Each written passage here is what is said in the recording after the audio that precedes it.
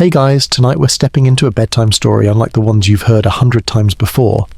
This isn't the gentle fairy tale with happy endings wrapped in ribbons. This is Norse mythology, where even creation itself begins in a cold emptiness so vast and heavy you can almost feel it pressing on your chest. Imagine lying back, eyes heavy, and realizing the universe once started not with a bang, but with silence. A silence so deep it could swallow sound itself. They called it Ginnungagap, the yawning void. On one side was Niflheim, a land of endless frost where even light seemed frozen. On the other was Muspelheim, a kingdom of fire where heat twisted and cracked like old wood in a flame. In between nothing but breathless space, and out of that strange middle ground, creation began. A trickle of icy rivers met sparks from the fire realm. Steam rose, thick and ghostly. From the melting ice, something enormous stirred something that shouldn't have existed but did. The first being, Ymir, stretched awake in that nowhere place, a giant whose body was chaos itself. This is where Norse mythology always hooks me. It's not clean or polished, it's brutal and raw. The first chapter isn't a garden with perfect flowers, it's a frost giant dripping with sweat, born from silence, destined to be both father and victim. And that's what makes it the perfect bedtime story, unsettling enough to feel alive, slow enough to carry you gently towards sleep. So, before you get comfortable, take a moment to like the video and subscribe. Let me know where you're watching from and what time it is where you are. I love seeing how far this sleepy little time machine reaches. Close with this line before you transition into the immersive story. Now, dim the lights. Maybe turn on a fan for that soft background hum, and let's ease into tonight's journey together. The Norse said that before gods, before men, before even time itself, there was only Ginnungagap.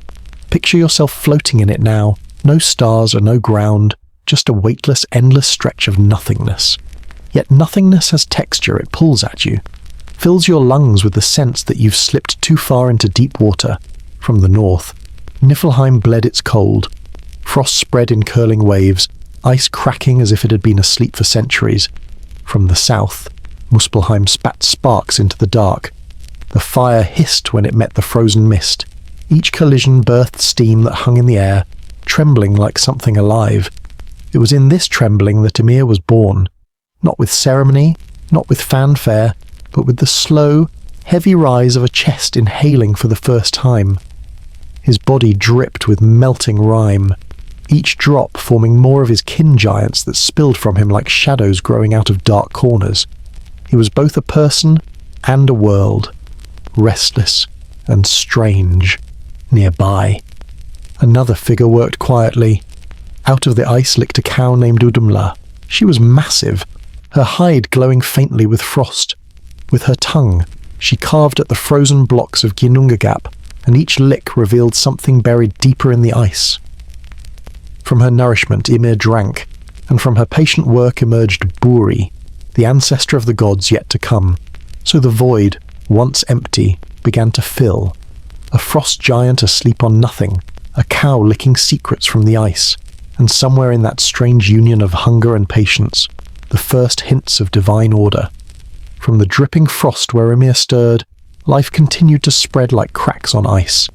Each breath he took seemed to give off more giants. Offspring born not from tenderness, but from sweat, pooling and shaping into new hulking figures. These were the Jotnar beings of immense power, wild as a storm at sea, born out of Ymir's body without design, without restraint. Creation here was messy, a thing of accident and hunger. But nothing survived in Ginnungagap without nourishment. Ymir's vast mouth opened to drink, and what kept him alive was not his own might, but the presence of a cow. Udumla's strange name, stranger form. She was as old as Ymir, pulled from the ice itself, her breath like mist, her eyes patient and deep. She fed Ymir with 4 rivers of milk that streamed from her udders, warm against the cold void. It was grotesque, but it was survival, a universe sustained on milk, dribbling into the mouth of a frost giant. Night after night, she licked the salt-tinged blocks of frozen rime. Her tongue rasped against the ice, slow, steady, never stopping. And in that steady motion, she uncovered something else buried beneath the frost-first hair, then a head, then shoulders. At last, a man fully formed stepped out of the glacier as if waking from centuries of stillness. His name was Buri, the ancestor of the gods. His skin shone pale, almost luminous against the gloom of Ginnungagap. Ymir, massive and restless, and Buri, sharp-eyed and strong, were opposites born from the same void. One was chaos incarnate, multiplying without reason. The other was carved carefully, revealed as if fate had been hiding him all along. From Buri's line would come Bor, who would take Bestla, one of the Jotnar women, as his wife. Together they would bear 3 sons, Odin, Vili, and Ve, and with them, the first gods began to emerge. This moment feels different from the chaos of Ymir's birth. There is structure, a sense of intention. From Audumla's quiet labour came not monsters, but order. It's almost cruel to realise that one parent gave children who would spread disorder across the realms, while another gave rise to those who would eventually bring him down. Ymir's children multiplied. From his legs, a son and daughter. From his sweat, more giants. It was grotesque and uncanny, but he filled Ginnungagap with a teeming family. They stomped across the void, restless, hungry, driven only by instinct. The cow licked and licked, as if ignoring their chaos, carving out destiny with each stroke of her tongue. If you listen closely in the story, you can hear the rhythm drip of melting ice, slurp of Ymir drinking milk, rasp of Audumla's tongue against frozen blocks. It's hypnotic. It's also unnerving. A bedtime rhythm meant not to comfort, but to remind us how fragile beginnings can be. In this fragile balance, seeds of conflict already sprouted. Ymir's line would always feel threatened by what came from Buri. Giants sensed instinctively that something new was rising, something that would not tolerate their endless, uncontrolled growth. And the gods, though still young, would learn to fear the sheer size and strength of the Jotnar. Imagine being in that void, watching it unfold. On one side, a giant gulping down rivers of milk, sweating out creatures who stomped angrily in every direction. On the other, a cow, serene and tireless, licking at the ice until a shining figure stood free. 2 visions of creation, side by side, chaos and design, accident and intention. Buri did not roar or spread children uncontrollably. He simply stood there, breathing, aware. And that awareness carried weight. From him, the first glimmers of willpower entered the cosmos. It wasn't strength alone, but vision, the ability to shape, to decide. That made him dangerous. That made him destined. Ymir must have sensed it. Even in the half-dark, even in the timeless quiet, there must have been a tension this great giant, fed on milk, watching the cow slowly pull forth something he could never match. His children multiplied, but they were crude shadows. Buri, by contrast, was singular, defined. Out of one man came the possibility of order, laws, even morality. Ymir's brood howled. Buri stood silent. It is this contrast that makes the story linger. The Norse didn't imagine a perfect birth of light or harmony. They imagined a messy start, a balance already tilting toward conflict. Giants against gods, chaos against order, and in the center of it all, a cow licking salt from ice, feeding both sides. Audumla was not a warrior, not a king. She was patient work itself, carving destiny in secret while giants stomped loudly nearby. As you drift deeper into the story, you can almost hear her steady rhythm in the background. Creation is often noisy, but sometimes it's quiet persistence that wins. Out of her patience came gods, and out of gods would come wars, victories and tragedies. All of it started here, in a void filled with dripping water and the sound of a tongue scraping ice. The milk kept flowing, the frost kept melting, and Ymir kept dreaming restless dreams, never knowing that from the figure carved in ice would come 3 sons who would see him not as a father, but as raw material. For now, though, the void hummed with new life. The gap was no longer empty. It was crowded with giants sprawling and brawling, with a cow licking and feeding, with a god waiting in silence for the future he would shape. And beneath it all, Ginnungagap breathed on, endless, patient, holding them in its darkness, preparing for the first real act of violence that would change everything. Buri's line did not wait long to grow teeth.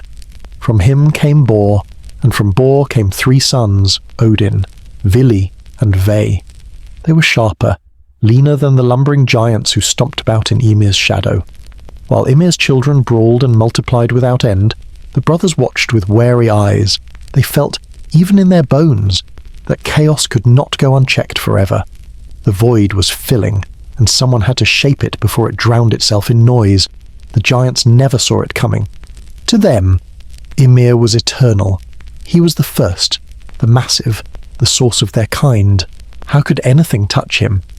He had been born from ice and fire colliding. He was the collision itself. Yet Odin and his brothers did not see a father figure. They saw raw material. They saw a body so large it could be carved into the world itself. It began with whispers, a plan spoken in the low hum of Ginnungagap. The 3 brothers circled Ymir, their hands trembling with a mixture of awe and revulsion. To kill the first being meant betraying the root of life, but to let him live meant drowning under a flood of giants. The choice was not noble. It was survival. When they struck, it was not with ceremony but with fury. They lunged, weapons biting deep into Ymir's colossal flesh. The sound was less like battle and more like a dam breaking. His blood poured out in torrents, flooding the void, drowning his children by the thousands. The ocean was born from his death, and the first massacre became the first sea. The giants who survived scrambled, clinging to what pieces of ice remained, scattered like fugitives in their own home. There's something cruel in this moment, something that lingers even when told as a bedtime story. Imagine being one of Ymir's brood, watching the being who gave you life collapse, his body torn apart, his blood washing away your family. To the gods, it was creation. To the giants, it was genocide. 2 sides, 1 story, both true. The brothers didn't stop at killing him.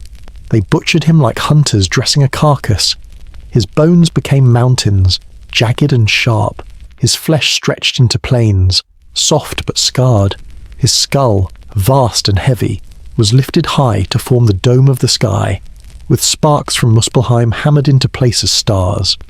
His teeth scattered into cliffs and rocks. Even his eyebrows were shaped into a boundary Midgard, the enclosure where men would someday live, safe from the howling chaos outside. Creation was not gentle. It was violent, messy, and soaked in blood. The first world was built not with care, but with conquest. Every breath we take, the Norse would say, is borrowed from a crime so old the bones of the victim still hold up the sky. As the sea settled and land rose from the gore, Odin and his brothers must have felt both triumph and unease. They had carved order out of chaos, yes, but at the cost of a primal debt. Blood never really goes away. It stains the roots of everything built upon it, and in the shadows of Jotunheim, the surviving giants nursed their rage. It's here that the story sharpens, because existence, in this telling, never started clean. It began with betrayal, with murder, with the understanding that to survive is often to destroy. The gods were no purer than the giants, they just wrote the story from their side of the knife. The void was no longer empty. Now it echoed with the hush of waves, the grinding of mountains, the whisper of wind under a sky made from a skull. It was a world. Yes, but one haunted by the memory of the giant who bled it into being. And somewhere, in the silence after the slaughter, Odin's eyes must have lingered on the horizon, knowing the story was not finished. The giants had not forgotten, and neither would the gods. The sea might calm, the land might rise, but under it all ran the truth existence itself was founded on a killing, and killing never stays buried for long. The world was quiet after Ymir's blood cooled. Seas lapped against new shores. Winds bent across mountains still dripping with the memory of slaughter. The 3 brothers, Odin, Vili, and Ve, stood in this raw landscape, knowing they had shaped a stage, but no actors had yet stepped upon it. Driftwood washed ashore on the edge of Midgard. 2 logs, worn smooth by the sea, lay side by side like bodies waiting to be claimed. To most eyes, they were nothing more than dead wood, but Odin stopped. He looked at them with something heavy in his gaze, as though he recognized a hunger in the lifeless grain. Where others saw driftwood, He saw potential empty vessels that could be filled. He reached down and gave the first gift breath. His lungs poured out air into the hollow timber, and the wood shivered as though startled awake. A chest rose and fell. The second log stirred, creaking like a door opening after years of silence. Vili stepped forward. He gave them mind and movement, a spark that flickered into awareness. They blinked, eyes still empty, but they turned toward sound, toward light, toward one another. Confusion sat on their faces, the innocence of creatures seeing for the first time. They followed last, placing warmth in their blood and colour in their skin. He gave them shape, balance, and desire, the invisible pull that would make them reach for food, for touch, for meaning. The logs no longer looked like logs. They looked like people. They named the man Ask and the woman Embla. Their first breaths fogged the cool air, thin but real. They stood, awkward on legs still stiff, the way a newborn deer trembles. Yet within those stumbles was something no giant or god had ever truly held: mortality. For the gods, death was a shadow lurking far in the distance, fated but distant. For Ask and Embla, death was written on their faces from the very first blink. They would live knowing every heartbeat was borrowed. That knowledge was the cruelest and most beautiful gift. It changed everything. Giants were power without restraint.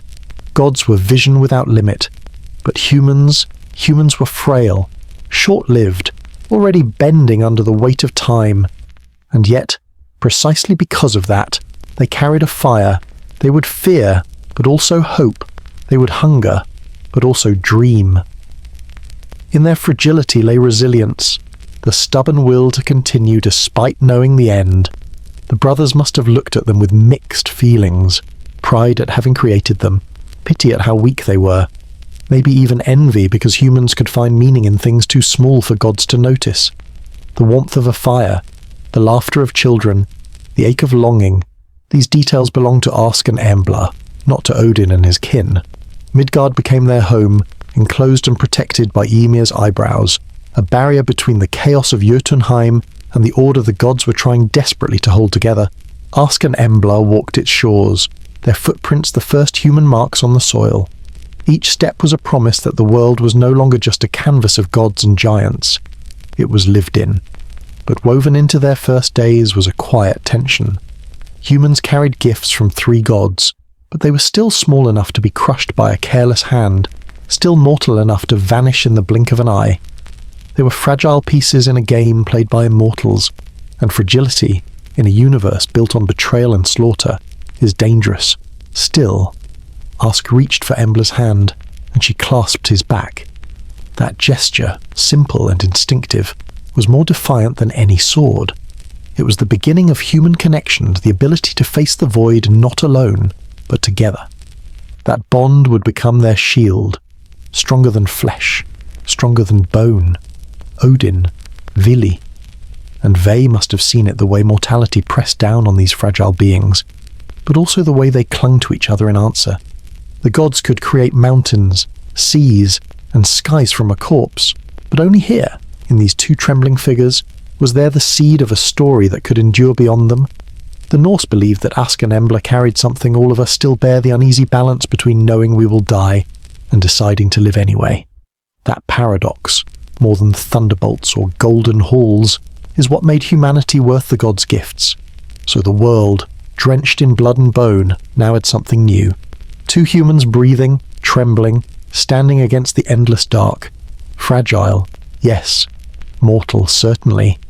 But in their weakness was the first taste of meaning. And meaning, once born, refuses to die. The gods built walls, raised halls, and set order across their new creation, but something larger than them still loomed, something they could never command.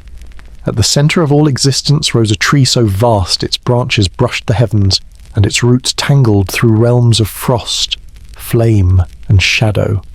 Yggdrasil, the world tree. It wasn't just wood and leaf. It was a spine, holding the cosmos together, pulsing with the life of 9 worlds. Its roots drank from strange wells, each one feeding a different truth. One well-held wisdom, another memory, another the endless murmur of fate itself. And beneath the tree 3 women sat weaving. The Norns, Clotho, Lachesis, Atropos, those were the names the Greeks whispered for fate. The Norse didn't copy them. Their weavers were Urd, Verdandi, and Skuld, what has been, what is, and what shall be. They drew water and white clay from the well of Urd, smearing it across Yggdrasil's trunk so it would not rot, so the world could go on a little longer. And as they worked, they pulled threads from nothing, twisting them into lines that tied every creature, God, and man into a story already half written. Even Odin, who would one day hang from Yggdrasil's branches to seek wisdom, could not undo their weaving. He could only watch. The Norns bent their heads low, hands steady, eyes unblinking. They didn't speak. Not in words mortals could hear. They let their spinning answer every question. The gods pretended to rule, but in truth they walked paths already laid down in that loom. Ask an Embla's first trembling steps, Balder's bright laughter, Thor's hammer-cracking storms, every triumph and failure existed first as thread. The Norns didn't care if you were giant, god, or human. Your life was measured, twisted, knotted, and cut without hesitation. What makes this moment unsettling is the stillness. While gods argued, feasted, or plotted, the Norns never stopped their weaving. Their calm was absolute. It told the truth no one wanted to face even creation, born in blood and chaos, was only temporary. The tree itself creaked, roots groaning under the weight of time. Beneath, serpents gnawed endlessly at its base. Above, a restless eagle spread its wings, scattering whispers like sparks, and between them ran a squirrel named Ratatoska, carrying insults up and down the trunk, reminding everyone that even cosmic order was filled with petty spite. Yggdrasil was not a perfect pillar. It was wounded, scarred, gnawed, and yet it stood. That was its power. Not flawless strength, but endurance. The Norse saw in it their own reflection bent, scarred, but still standing. If you listen close, you can almost hear the loom, a faint pull, a thread tightening, a snip. Maybe it's your name they're tracing in that clay. Maybe it's your story being tied into someone else's. That's the unease of Yggdrasil. It doesn't just hold gods and giants.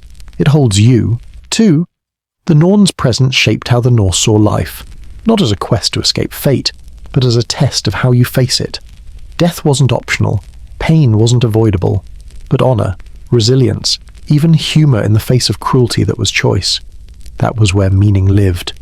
So as Ask an Embla's children spread across Midgard, planting fires, raising families, the Norns kept weaving above them. A farmer bent under snow, a warrior swung his sword, a child laughed in the dirt, all of them threads in the same vast fabric.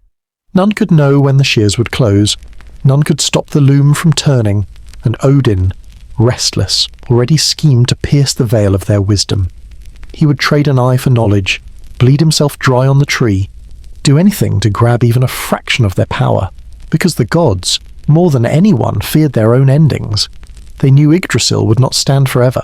They knew the Norns' silence was not mercy, but inevitability. The roots dripped, the branches swayed, the loom whispered, and in that whisper lay the reminder that every victory in Asgard, every storm broken by Thor's hammer, every plot spun by Loki, was just a thread waiting to be cut. From the roots of Yggdrasil, the world spread out like chambers in a great breathing body. Each was different, each humming with its own life, yet all bound to the same trunk.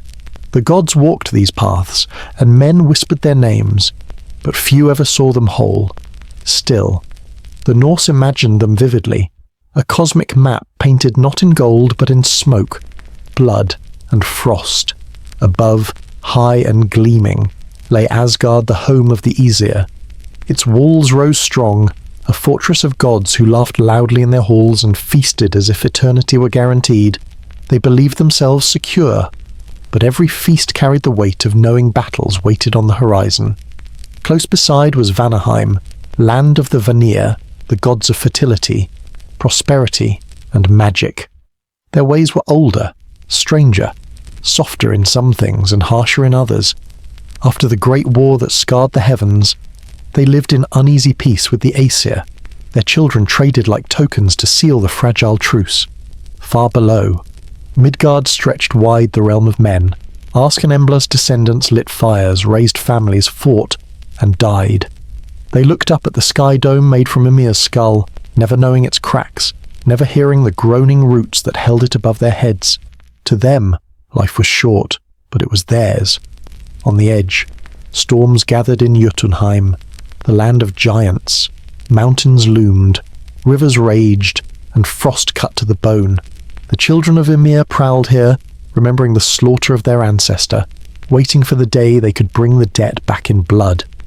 Alfheim glimmered with pale light, home to the elves, beings fair and elusive who seemed like echoes of sunlight caught in morning mist.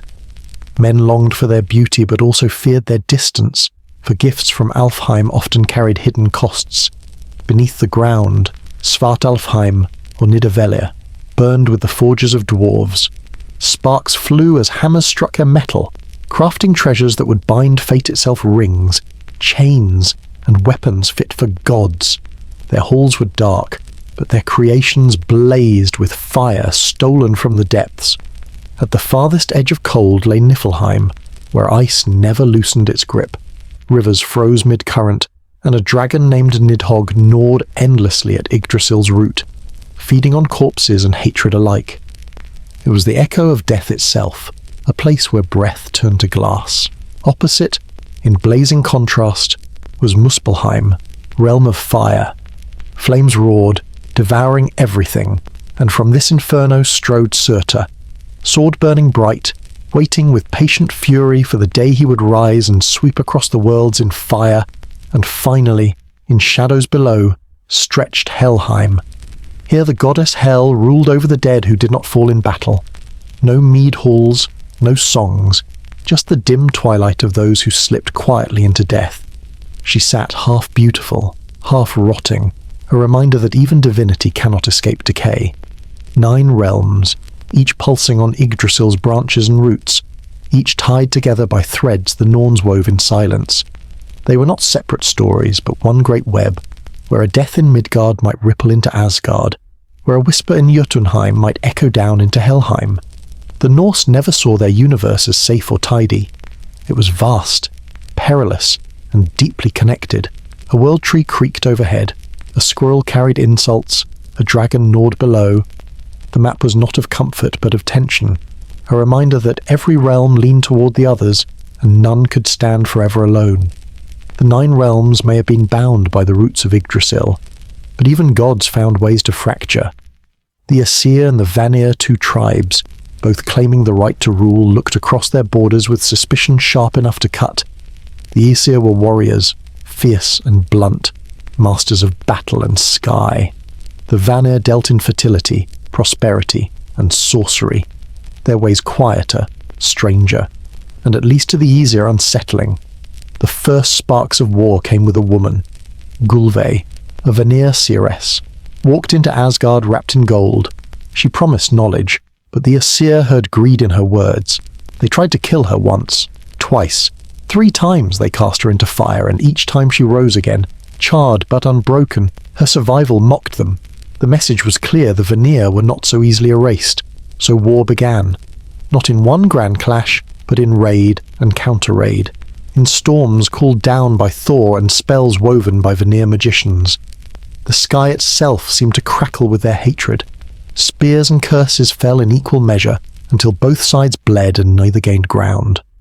The Norse told it plain: it was a war no one could win. The Aesir's brute force met the Vanir's cunning, and the cost grew unbearable. Fields lay barren, rivers ran red, even the halls of Asgard felt thinner, emptier. To keep fighting would be to burn the cosmos before its story even had the chance to unfold. So the gods did what humans have always done after too much loss: they sued for peace. And peace, for gods, meant a trade. The Vanir gave up Njörður, master of the sea's calm and storm, and his children, Freyr and Freyja, bright with beauty and power. The Aesir sent their own in return, including Hönir, tall and seemingly wise, and Mimir, keeper of deep counsel. It was supposed to be balance, but balance tilted quickly. Hönir proved hollow without Mimir's guidance. The Vanir, insulted, cut off Mimir's head and sent it back to Asgard. Odin, grief heavy but unyielding, preserved it with herbs and enchantments, keeping its wisdom alive. Even in death, Mimir whispered secrets, his silent mouth teaching Odin the cost of arrogance. This uneasy truce became law. The Vanir sat among the Aesir in Asgard's shining halls, and the Aesir swallowed their pride, pretending the peace was natural. But the truth was carved into every glance mistrust lingered. Njörður brought the sea, Freyr brought fertility.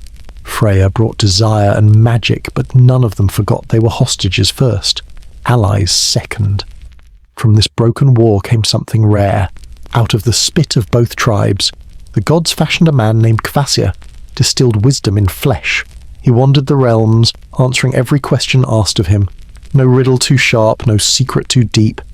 He was proof that sometimes war leaves behind not just scars, but strange gifts. Yet even that gift would not last. Dwarves killed Kvasir, draining his blood into vats, mixing it with honey, brewing the mead of poetry.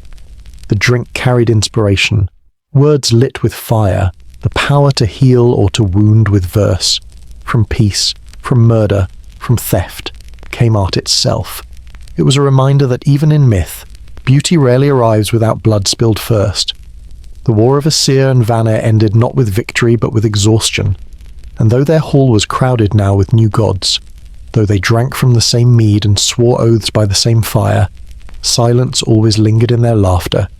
Peace built on hostages is peace that never stops trembling, and the Norns, weaving beneath the roots, already knew this brittle truce would one day unravel, thread by thread. Peace never sits easily in Asgard. The halls might shine with gold, the mead might flow, but beneath it all, whispers still gnawed like rats in the dark.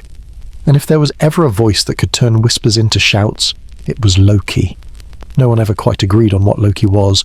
Some called him a blood brother of Odin. Others muttered he was nothing more than a guest who refused to leave. He was handsome, quick-witted, and his tongue was silver, yet his loyalty shifted like the wind. To some, he was useful. To others, he was poison waiting to be uncorked. One tale tells of a day when Thor's wife, Sif, drifted to sleep with her hair spilling across her shoulders like a field of wheat. When she woke, her head was bare. Loki, grinning, held the golden strands in his hand, laughing until even the stones seemed to echo it. Thor's rage was instant, a thunderclap without lightning. He raised Mjolnir to crush Loki's skull, but the trickster threw himself at Odin's feet, promising a fix.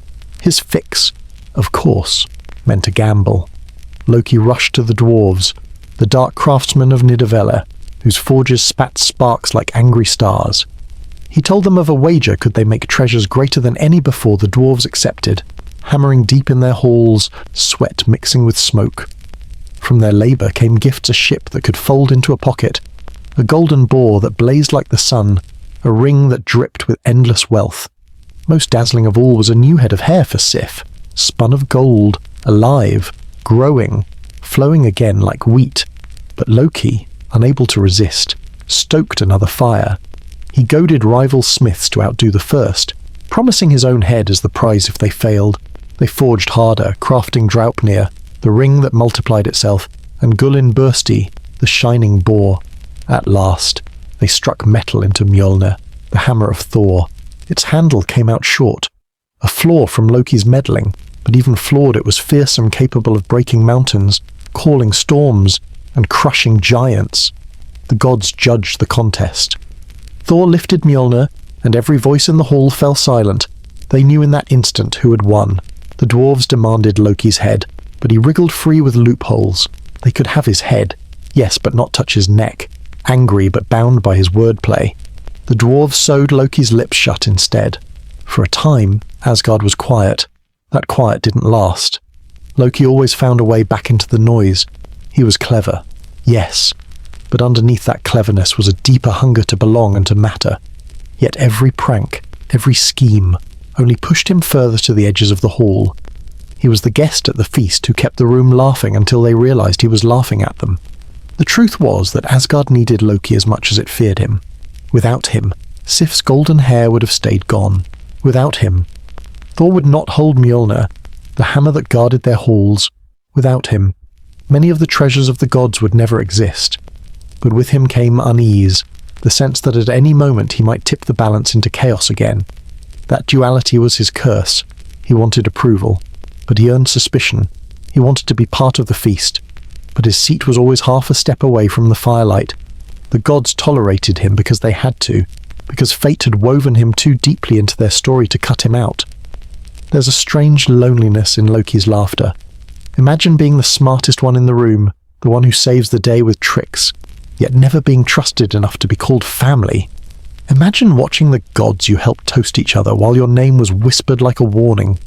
That tension carved him sharp, a smile hiding resentment, a friend waiting to become an enemy. For now, he still walked among them, still feasted at their tables, still made them laugh even when they clenched their fists beneath the table. But every trick carried a cost, every laugh hid a wound. The gods might not have known it yet, but each prank was just a stitch in a much larger tapestry, one that would tighten around them until even Loki himself could not wriggle free. As the mead cups clinked in the golden hall, as Thor's hammer rested at his side, as Sif's new golden hair shimmered once more, a shadow lingered in the corner. It was Loki's shadow, long, patient, and smiling in silence, sharper than any blade. The laughter that Loki carried into Asgard always left an aftertaste. The gods tolerated his pranks, even relied on his wit, but none of them ever trusted him completely. That mistrust hardened when they learned what children he had sired beyond the walls of their shining hall. Far away, in the cold edges of Jotunheim, Loki lay with Angerboda, a giantess whose name meant the one who brings grief. From their union came beings that felt less like children and more like omens. The first was a serpent, long as rivers, its scales slick with frost, its eyes gleaming with hunger. They called him Jormungandr. He grew so fast that soon he could not be contained. Cast into the sea, he coiled and coiled until he encircled the whole world, biting his own tail. The second child was Hel, a girl split down the middle by fate itself. One half of her face was beautiful, flushed with the bloom of youth. The other half was pale and decayed, the skin darkening as though she had already been buried. Even her gaze carried both pity and indifference. She was given dominion over the dead who did not fall in battle, ruling in the shadows of Helheim, where warmth never reached. The third was Fenrir, a wolf pup at first, small enough to seem almost harmless, but he grew with terrifying speed, jaws stretching wider each day, strength swelling until even the bravest gods shifted uneasily in his presence. He snapped playfully, but behind the play was a hunger no one could mistake. When Odin heard the prophecy tied to these children, his blood chilled. The seers whispered that they would bring about the gods' destruction that one day. Fenrir would swallow Odin himself. Jormungandr would poison the sky in battle with Thor, and Hel would unleash her armies of the dead. It wasn't mischief anymore. It was destiny staring them down with wolf's eyes and serpent's coils. The gods acted quickly. Jormungandr was hurled into the ocean, where the waves rose in protest as he thrashed. The sea itself seemed stretched to hold him. Hel was banished to the underworld, seated on a throne in the land of shadows, her half-rotten face reflecting the truth no one wanted to see, that all life ended in decay. Fenrir they kept.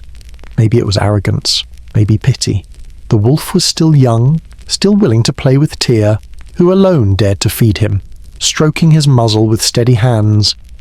But even in play, the gods measured his growing size, the way his paws gouged trenches in the ground, the way his teeth gleamed too sharp for any leash. This was not just fear of beasts, it was fear of inevitability. Odin, who had traded an eye for wisdom, understood what the Norns had woven. No matter how far you cast a serpent, no matter how deep you bury a daughter, no matter how you chain a wolf, fate finds a way to keep its promises. What makes this story sting isn't just the prophecy. It's the way the gods looked at these children not as lives, but as weapons aimed at their own throats. Jormungandr never chose to coil around the earth. Hel never asked to rule the dead. Fenrir did not beg for teeth that could shear iron. Yet the moment they opened their eyes, the gods decided what roles they would play: villain, monster, executioner. And Loki, who laughed at everything, must have felt the laughter catch in his throat.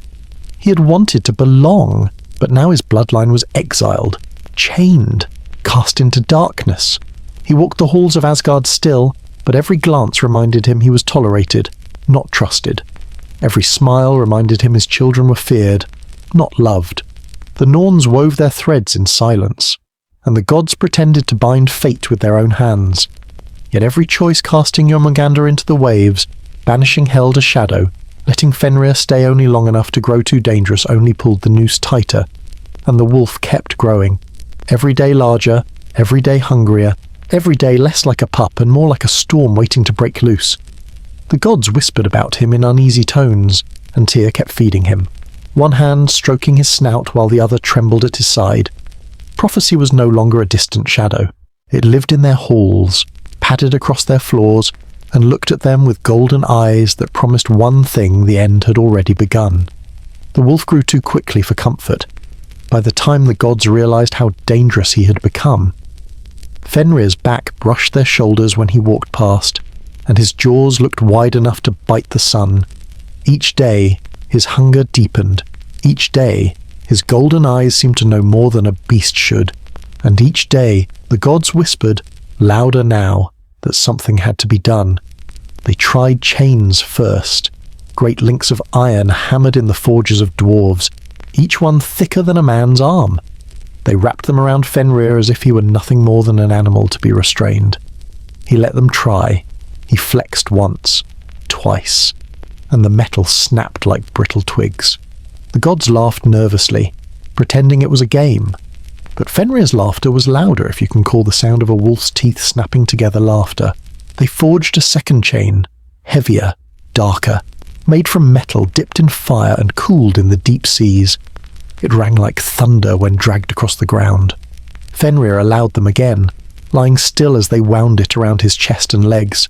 When they finished, he rose calmly, then shook his shoulders once. The chain shattered, pieces flying into the sky like sparks. The wolf threw his head back and howled, and the sound carried through the 9 realms. That was no game. That was a warning. Desperation drove the gods to seek the dwarves again. This time, the dwarves laughed at the request. Chains of iron, steel, bronze worthless. If Fenrir was to be bound, it would not be by ordinary metal. So they spun something stranger Gleipnir, a ribbon soft as silk, gleaming like moonlight. It was made of impossible things: cat's footsteps, bird's spit, fish's breath, woman's beard, roots of mountains, and the sound of a heartbeat no one ever hears. It looked delicate, absurdly so. Yet the dwarves swore it was stronger than any forge could ever craft. The gods carried it back with trembling hands. Fenrir narrowed his eyes. "You've failed twice," he growled, "and now you bring me this ribbon. Do you take me for a fool?" The wolf sensed the trick. He knew they feared him, that this was no game. Suspicion burned hot in his gaze. "I will not let you bind me unless one of you places a hand in my mouth as a pledge of honor. If the ribbon breaks, I will not bite. If it does not," his teeth gleamed. He didn't finish the sentence, and he didn't need to. The gods hesitated, looking at one another. None dared step forward, none but Tyr. He had fed Fenrir when others were too afraid. He had stroked the wolf's muzzle, looked into his eyes without flinching, and now, with a calm that felt heavier than courage, he placed his hand between those jaws. Fenrir lay down. The ribbon was wound around him, around his legs, his chest, his neck. At first he stayed still. Then he strained. He twisted, pulled, roared. Gleipnir held fast. The more he fought, the tighter it bit into his fur. Unyielding! Panic flashed in his eyes, and in that panic came betrayal. He snapped his jaws shut. Tyr's hand was gone. Blood spilled onto the ground, dark and silent. Tyr did not scream. He stood, face pale, stump dripping, and met Fenrir's gaze without a word. The wolf howled, thrashing, but the gods drove a sword into his mouth, propping his jaws wide. Saliva ran like rivers, foaming into a lake that spread below. He lay bound, pinned by a chain softer than silk and stronger than steel, gagged by the gods' fear. What lingered in that moment was not triumph, but unease. The gods had chained their doom, yes, but at a cost that echoed louder than Fenrir's howl. They had broken faith, turned suspicion into betrayal, and sacrificed the one among them who had shown loyalty. Fenrir's eyes burned with a promise. The Norns already knew the truth: chains don't erase prophecy. They only make the breaking of them louder when it comes. And bound though he was, Fenrir was still growing. Every heartbeat stretched his muscles. Every breath swelled his chest. Every twitch of rage tightened the ribbon that would one day snap. The gods walked away with nervous laughter, convincing themselves they had won. But in the silence after their footsteps, the wolf growled low, a sound deeper than stone cracking, carrying the weight of endings not yet here but already certain. The halls of Asgard glowed brightest when Balder walked among them. He was the god who seemed untouched by shadow, radiant in a way that drew every gaze. His laughter was light, his presence so steady that even the most restless warriors softened around him. If the world was built on blood and betrayal, Balder was the one reminder that beauty still lived within it. But beauty makes the gods uneasy, because nothing perfect is meant to last. One night, Balder began to dream, dreams of darkness swallowing him, of the earth cracking open to claim his body. He told no one at first, hoping to shrug it off, but the dreams clung to him like cold mist. Each morning, his smile was thinner. Each evening, the gods noticed the weight in his eyes. Finally, he confessed his fears, and all of Asgard fell into silence.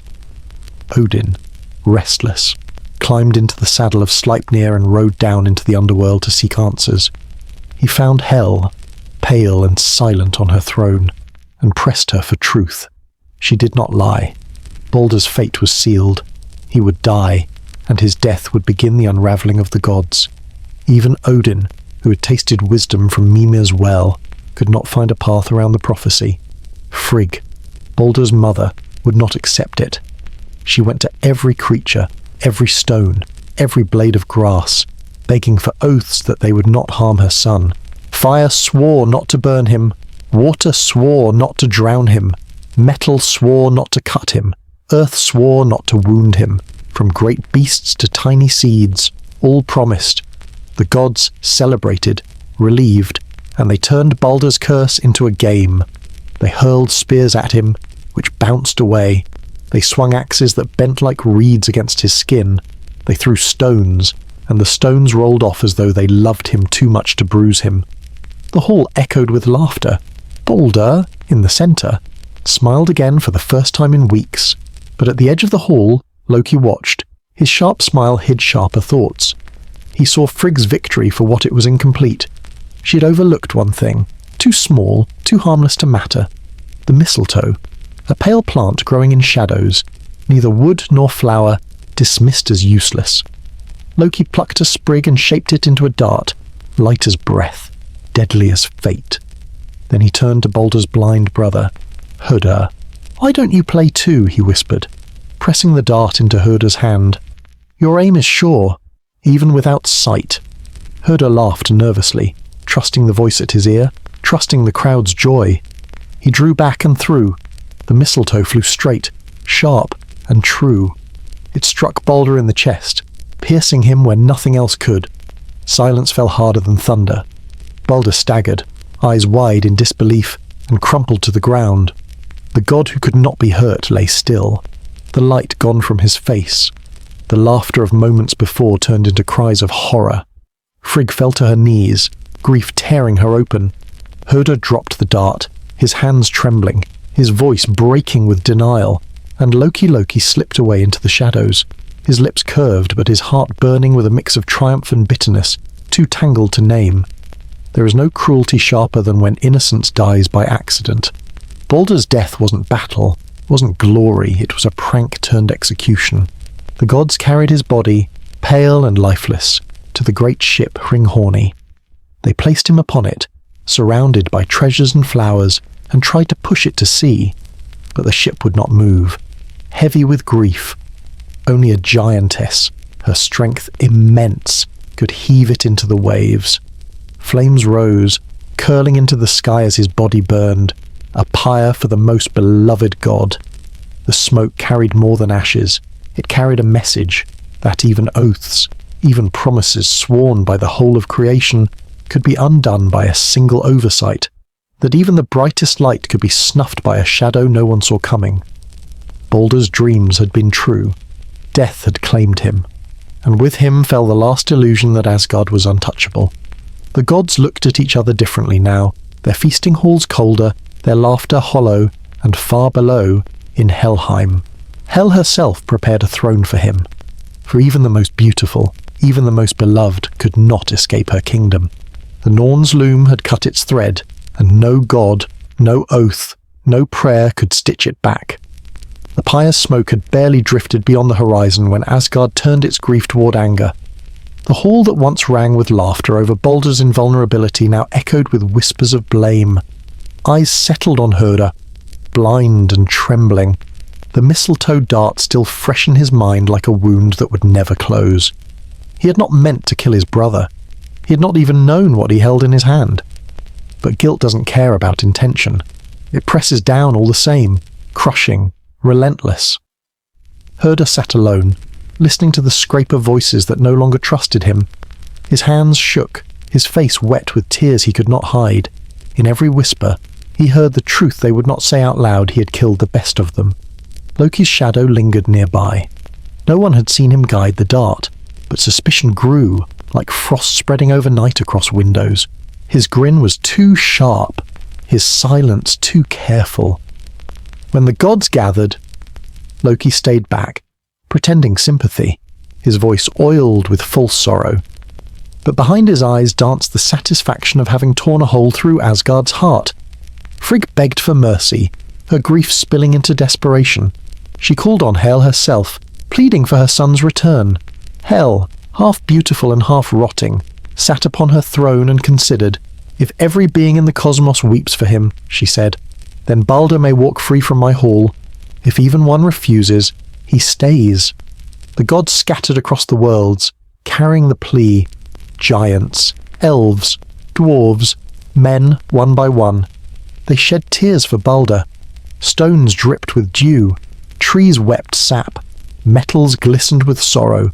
All creation mourned him, all but one. In the cold, crouched in the shadows, an old woman named Thurk refused. Her voice was dry as dust. Let Hel keep what she has. No one doubted who the crone truly was. Loki had disguised himself, sealing Baldur's fate with a single refusal. His laughter, unspoken but deafening, echoed across the 9 realms. When the gods returned with empty hands, the weight of finality crashed down on them. Baldur would not return. Their brightest light was gone forever. Hel had closed her doors, and Loki had twisted the knife. The hall grew restless. Odin's one eye burned with knowledge he wished he could unlearn. He saw not just Baldur's absence, but the shape of things to come, the unravelling of Asgard itself. Yet he could not bring his son back. He could only sharpen his gaze toward those who had made this fate inevitable. And what of Herder? His guilt was unbearable, his life cursed by accident. The gods could not look at him without flinching. In him, they saw the embodiment of their failure, their blindness to Loki's schemes, their inability to protect what mattered most. Herder became a living reminder that innocence can be used as a weapon, that tragedy does not always come from malice but from manipulation. There's something haunting in this part of the tale. The Norse did not soften it. They didn't spare Herder, nor did they redeem him. He was both victim and tool, caught in the trickster's snare, and for the gods, knowing that even their own hands could be twisted into murder left them uneasy, fragile. If the most beloved among them could fall so easily, then what safety was left? Loki's smirk widened. He had exposed their weakness, cracked their unity, poisoned their trust. He knew they would never forgive him, and perhaps part of him didn't care anymore. Maybe, deep inside, he revelled in the fact that Asgard had only tolerated him, never embraced him. Now his children were scattered to the edges of existence, his name whispered as a curse, and his trick had struck deeper than any sword. But Loki's victory was thin. Every laugh he stole came back hollow, every smirk shadowed by the knowledge that he had made himself an exile. Even as he slipped into the dark, his heart must have known when Ragnarok came. The gods would remember. His role was sealed. And so Asgard sat in silence, its feasts quiet, its songs broken, its warriors restless. The death of Baldur had cracked the Golden Hall in ways no hammer could repair.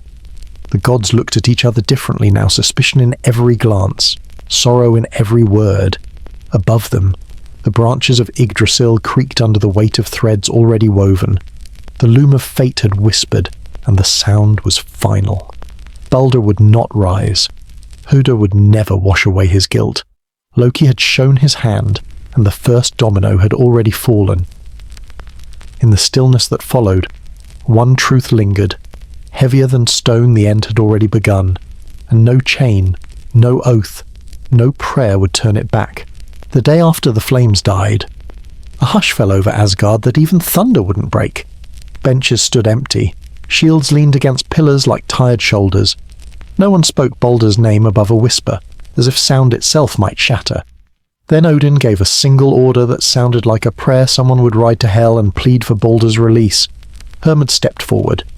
He wasn't the loudest among them, not the strongest, or the brightest star, but he was the kind who moves toward the door when everyone else looks at the floor. Odin brought Sleipnir, the eight-legged steed whose hooves could outrun shadows. He pressed his hand to the horse's neck and then to Hermod's shoulder, leaving the weight of a father's grief on both. The gates of Asgard swung open, and the road fell away into mist. Hermod rode through nights that felt like closed eyes. He passed the edges of Midgard where campfires looked like sighs. He crossed over bridges that creaked like old bones. At last the world thinned into the pale borderland where the living forget their warmth. Helheim waited beyond a kingdom of quiet, where footsteps sound like apologies and breath fogs and disappears. He jumped Sleipnir over Gjöll, the cold river, and reached the bridge of shining gold watched by the maiden Modguda. Her gaze weighed him. "Your footsteps are too loud for the dead," she said softly. "Who are you to ride where sorrow sleeps a brother?" Hermod answered, "Or what's left of one." She did not smile, but she let him pass. In the halls below, light came from nowhere. Hel sat on a throne of slow winter, one cheek flush with life, the other fallen and darkened, as if death had already kissed it and walked away. At her feet, a presence sat so quiet it hurt to see. Balder. He was not chained. He was not wounded. He was simply still, like someone holding stillness for the rest of us. Hermod dismounted, dropped to one knee, and told the story the whole cosmos already knew. The dreams. The oaths. The dart that wasn't a dart until it was. He asked for mercy the way a man asked for rain over a field that's already turned to dust.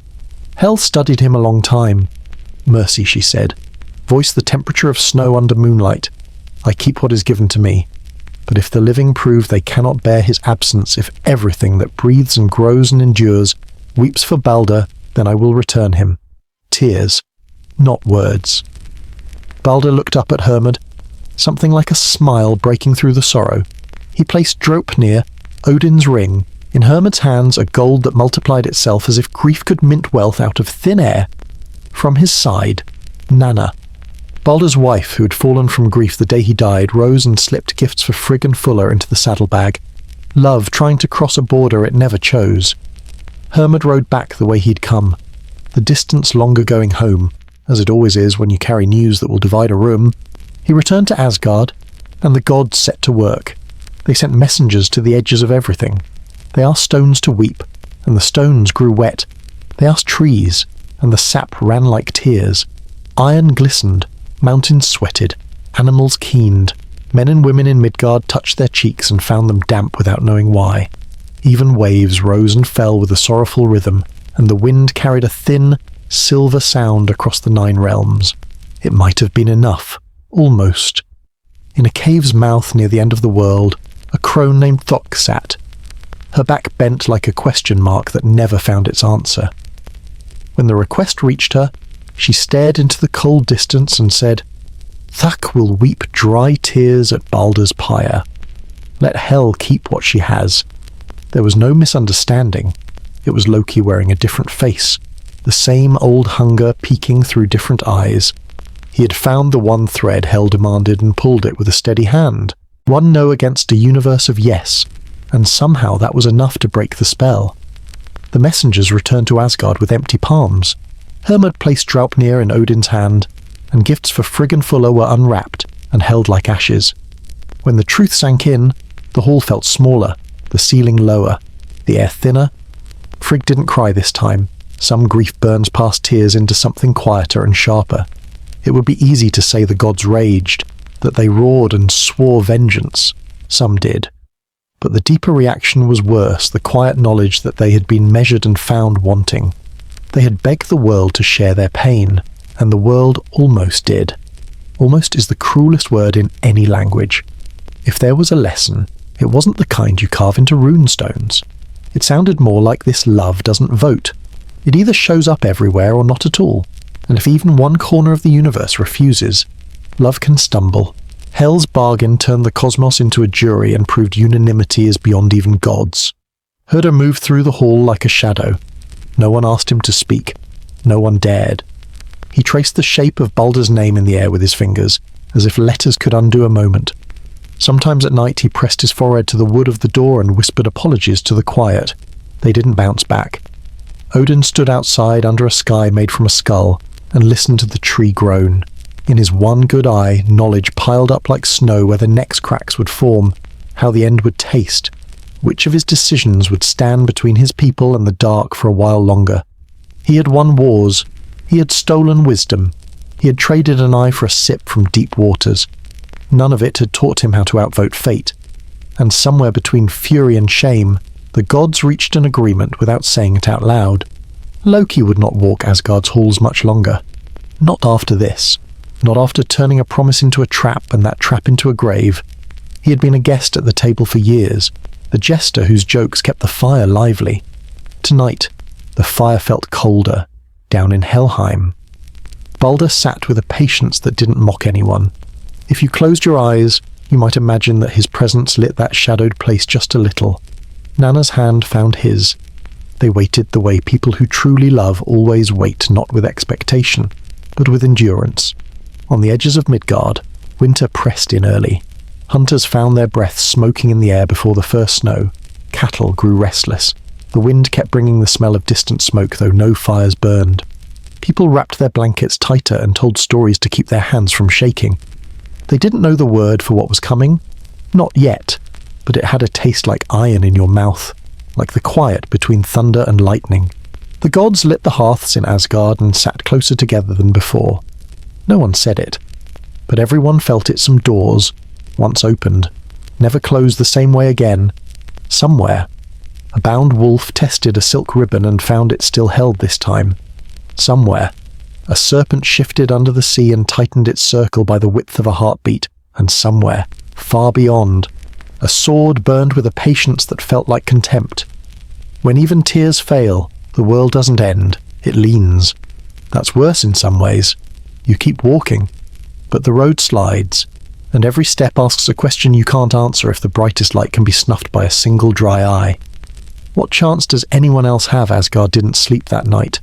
The halls glowed, but not with celebration, with watchfulness, with the kind of quiet people adopt when they finally admit the storm isn't a rumor, it's a schedule, and whether the gods were ready or not, the first winds of it had already found the cracks around their windows. The silence after Baldur's death stretched like ice across a river, thin at first, then thick enough to trap everything beneath it.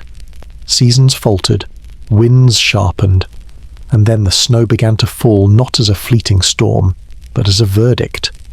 The Norse called it Fimbul Winter, the Great Winter. It came without warning, swallowing the rhythm of the sun.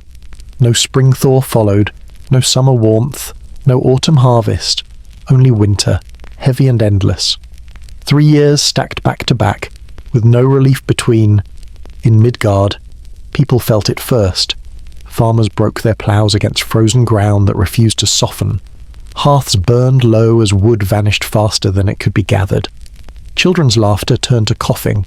Wolves came closer to the villages, their eyes glowing in the dim half-light, as hungry as the people they stalked. Inside the halls of men, stories lengthened to stretch the nights. A mother told her child, the sun will return tomorrow, even when she no longer believed it. A father split his last loaf 3 ways, then told himself he wasn't hungry. Hunger itself became a neighbour, sitting by every fire, whispering that the next dawn would be harder than the last. The gods watched, but even they felt the chill. Asgard's fires crackled, but no amount of flame could disguise the bite in the air. Skies that once shone bright now hung grey, heavy with storms. The mead in golden cups tasted flat. Even Thor's booming laugh fell quieter, muffled by the weight of inevitability. Fimbulwinter did not come alone. It carried decay in its cloak.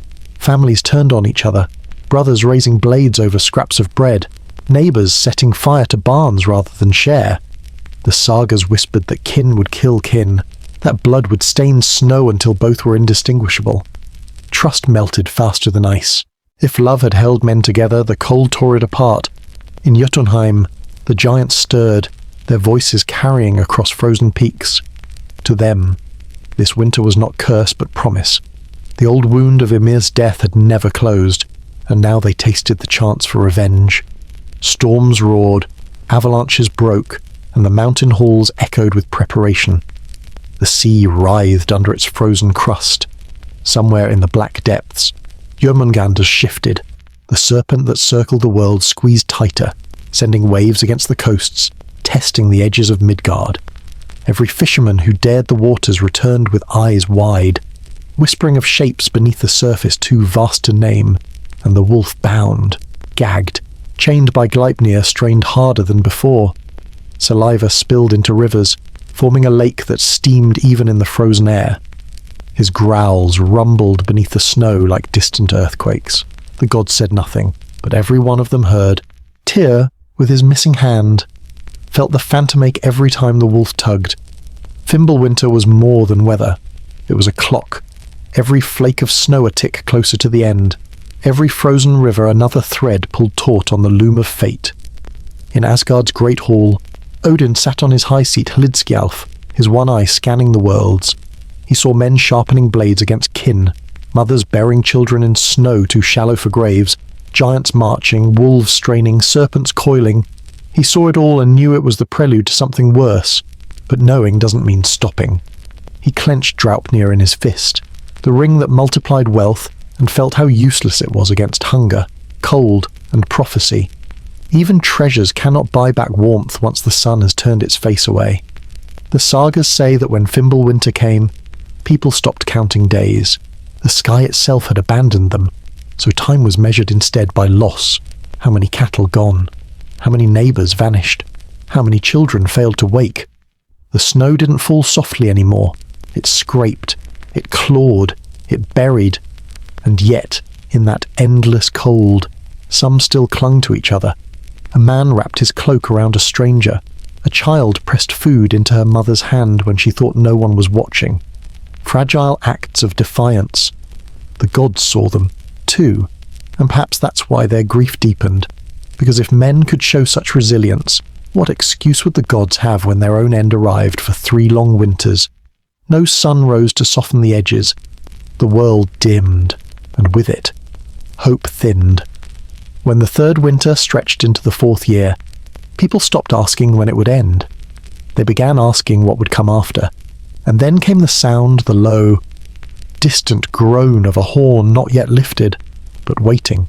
Heimdall's breath had not blown Gjallarhorn, but everyone, mortal and divine, could feel its echo in their bones. The snow had not ended the world, but it had hollowed it, and in that hollow space, destiny waited, sharpening its blade, readying the next act. The world held its breath beneath Fimbulwinter's weight, and then came the sound that broke it, a low, rising note, deep as the earth's bones and sharp as lightning splitting stone.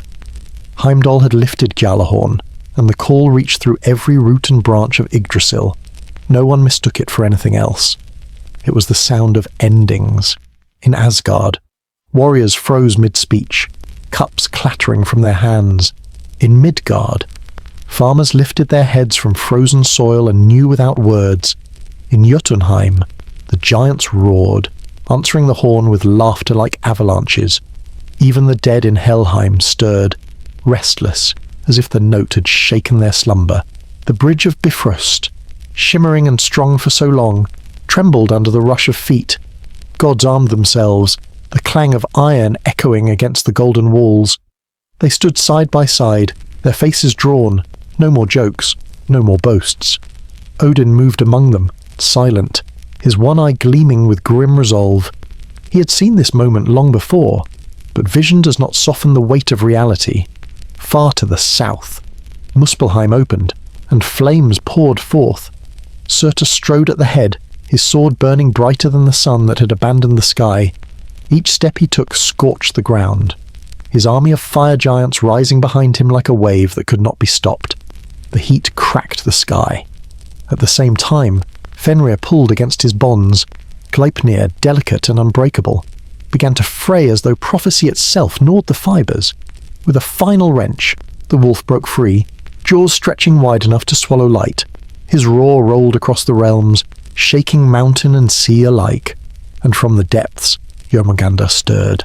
The world serpent lifted its head above the waves, poison dripping from its fangs, tides surging outward as though the ocean itself wanted to flee.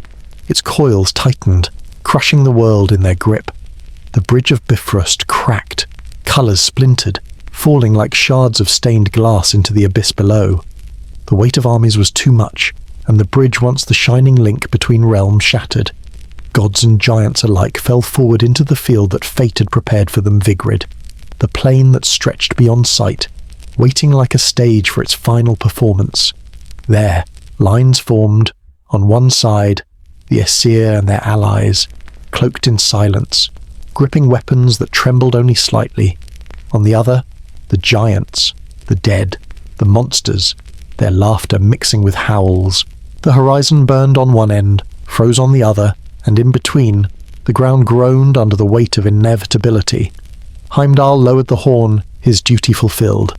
Thor twirled Mjolnir in his hand, sparks leaping with each swing. Freyr, bright and noble, stood ready, though he lacked the sword he had once given away for love. Odin mounted Sleipnir, the eight-legged steed stamping against the ground, impatient, unafraid. For a heartbeat, there was silence. A silence louder than any storm, the kind that comes before two waves collide. Then, as if the universe exhaled all at once, the armies charged. The clash was not merely noise, it was the tearing of fabric, the breaking of a story. Spears shattered, shields split, fire met frost, and blood soaked the earth faster than snow could cover it. Above, the eagle at Yggdrasil's crown screamed, while beneath the roots, Nidhogg's wings beat as if savouring the feast of corpses to come. The gods had known this moment was coming. They had prepared themselves in story and in song, but no preparation can truly steady a heart when prophecy steps into the room. Every strike carried the knowledge that it was the last, every breath the weight of finality. Gjallarhorn's echo lingered even as swords clashed, a note stretched across eternity. It was the sound that marked the border between what had been and what would never be again. And above the din, Odin's voice rose, not as command, but as a cry that split the field. Now is the hour. The end was no longer prophecy. It was present, fierce and undeniable, written in fire, ice, and blood across the plain of Vigrid. The plain of Vigrid heaved with the noise of clashing armies, but within the chaos, destiny began drawing lines between individuals. It was not just a battle of hosts, it was a series of duels, each foretold, each impossible to escape. Prophecy was not a whisper anymore, it was the shape of the battlefield itself. Odin spurred Sleipnir straight toward Fenrir. The wolf, now unbound, towered over the plain, jaws gaping so wide they scraped the sky. His breath was fire and poison, his roar the sound of mountains collapsing. Odin lifted his spear, Gungnir, its point gleaming with every oath ever sworn upon it. He knew this fight was not one he could win, yet still he charged. The All-Father's face was calm, not from ignorance, but from the grim acceptance that leadership means walking first into the mouth of death. Thor, meanwhile, waded into the surf where the coils of Jörmungandr rose from the sea. The serpent's body wrapped the world like a strangling rope, waves slamming into the shore with every twist. Thor's hammer sparked in his hand. With each step, he sank waist-deep into the flood, but his eyes burned with the fury of every storm he had ever commanded. Jörmungandr reared its head, venom dripping in streams that hissed when they hit the water. Their gazes locked the Thunderer and the World Serpent, both knowing only one of them would walk away. Elsewhere. Freya stepped into the path of Surt. The fire giant's sword blazed brighter than the sun that had abandoned the sky, its edge trailing sparks that set the ground aflame. Freya carried no sword of his own. He had long ago given it up for love, thinking he would never need it. Now he stood bare, armed only with courage, facing the giant whose very purpose was to burn the world. The heat from Surtur's blade blistered his skin before it even touched him. Yet Freya did not flinch. Some losses are chosen before the first strike lands. Tyr, the god who had once fed the wolf with his own hand, found himself face to face with Garm, Hell's monstrous hound. Their snarls met in the frozen air, mirror images of loyalty twisted into savagery. Tyr raised his sword with his one good hand, the phantom ache of his missing limb reminding him of the price he had already paid. Garm lunged, and the god lunged back. Theirs was not a fight for glory, but a settling of debts long overdue. And in the thick of the melee, Loki finally met Heimdall, the trickster, eyes burning with bitterness, swung his weapons with a frenzy born of years of exile and humiliation. Heimdall, the watchman, steady as the horizon, blocked each blow with patient precision. They circled each other like shadows wrestling in light, neither able to retreat, both knowing they were fated to fall by the other's hand. Their fight was personal, inevitable. Two halves of the same story meeting at its final page. Each duel carried the weight of something more than combat. Odin's charge was sacrifice. Thor's clash was vengeance. Freya's stand was love's cost. Tyr's struggle was loyalty sharpened by pain. Loki's fury was betrayal demanding recognition. The Norse never told their myths as clean victories or simple losses. Each was layered tragedy wrapped in defiance, defeat laced with meaning. The air was thick with ash, blood, and the cries of gods and giants alike. Sparks rained from Surtur's sword, mingling with the venom mist of Jormungandr, mixing with the salt spray of Fenrir's snapping jaws. Yggdrasil itself groaned in the distance, as if the tree could feel the tearing of the threads it had held together for so long. And yet, through the noise, there was an odd kind of stillness in each duel. It was the stillness of inevitability, of warriors stepping into roles carved for them long before they were born. The All-Father facing the wolf, the Thunderer against the serpent, the fire giant against the god of plenty, the maimed warrior against the hound, the trickster against the watchman. Each pair was a reflection, each fight a mirror, showing the cost of every choice, every bargain, every betrayal that had brought them here. For all their grandeur, these final duels were intimate. The plain of Vigrid was wide, but in those moments it narrowed to two figures locked in fate. Around them, armies clashed and fell, but prophecy had no interest in numbers. It cared only for these encounters, these deaths, these meanings. And as the battles raged, as blood soaked the snow and fire licked the horizon, the horn of Heimdall still seemed to echo faintly, its note stretching, reminding all who fought that this was not chaos. This was design. The gods did not ask for victory. They asked only for the strength to make their deaths matter. And with each clash of steel, each roar, each final breath, they answered. The field had narrowed to pairs, each thread pulled taut in the great weave, and somewhere along that terrible plain, Loki finally stepped into the circle that had always been waiting for him. Heimdall was already there. They stood not far from the broken pieces of Bifrost, those prismatic shards glittering like ice and stained glass scattered across the dark soil. The bridge that Heimdall had watched for ages lay in ruin behind him, a fallen promise. Loki, for once, didn't smirk. He rolled his shoulders as if shedding a cloak he'd borrowed and worn too long. The air between them tasted like coin and ash. "I suppose you've been expecting me," Loki said, voice even, almost conversational. "I have been listening for you since the first time you lied," Heimdall replied, spear low, eyes steady. "You weren't quiet then. You're not quiet now." The noise of the wider battle pressed in Thor's hammer, cracking the horizon. The shriek of Surtur's fire as it tore open the sky, Odin's spear singing as it flew, the deep, drowning churn of the sea where the serpent rose. But in the open space between these two, the sound was different, thin, tense, like the high string of a harp drawn almost to breaking. Loki tilted his head, studying the watchman's face for any flicker he could break open. Heimdall's calm had always angered him. It was a kind of judgment without words, a steadiness that made Loki's glittering improvisations look small, like cheap tricks of light in a room with a window. "You hear everything," Loki said softly, stepping sideways, boots grinding glass. "Tell me, then do you hear it? The laugh you've all choked down all these years. I fed you treasures. I kept your halls whole. I made you better by testing every seam. But you only ever called me guest." Heimdall didn't answer. His spear point remembered 1,000 rehearsals. The guard's body, honed by centuries of stillness, carried a patience that was almost cruel. "It could have been different," Loki said, and for a breath the edge of his voice revealed a bruise that never healed. "If you had made room for me at the table without sighs, if you had looked at my children and seen a future that wasn't only a chain." "Fate isn't furniture," Heimdall said. "You don't arrange it to your liking." Loki's smile sharpened. "No. You polish it until you can see yourself reflected in it and call that truth." They moved at the same time. Heimdall lunged, clean and precise, the way a man moves after several lifetimes of practice under a sky he believed would never fall. Loki's blade met him in a scatter of sparks, a parry that turned into a twist that turned into a feint. He tried to draw the watchman out of that centered stillness, to make him chase. Heimdall refused. He was a shoreline, letting the waves break where he wanted. Their first exchange left a shallow cut on Loki's forearm, beading red.